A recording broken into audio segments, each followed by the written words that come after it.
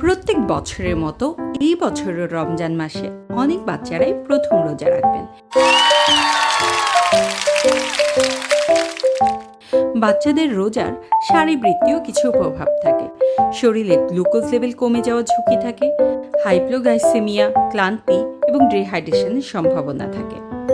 সেক্ষেত্রে বাচ্চাদের সেহরিতে যে খাবারগুলো দিতে পারেন তা হচ্ছে ওটস, শাকসবজি, মাল্টিগ্রেন অর্থাৎ ফাইবার সমৃদ্ধ খাবার, যা কিনা দীর্ঘক্ষণ পেট ভরা থাকবে। প্রোটিন যেমন ডিম, চিকেন বা দুধ জাতীয় খাবার শরীরের শক্তি ধরে রাখে। বাদাম, চীনাবাদাম, মাখন বা দই অর্থাৎ হেলদি ফ্যাটযুক্ত খাবার মস্তিষ্কের কার্যক্ষমতা বাড়ায় এবং সাথে অবশ্যই পানি বা লিকুইড জাতীয় খাবার, যা কিনা ডিহাইড্রেশন এড়াতে সাহায্য করবে। ইফতারিতে কি খাওয়াবেন? অবশ্যই প্রথমে খেজুর, যা কিনা শরীরে দ্রুত শক্তি ফিরিয়ে আনে।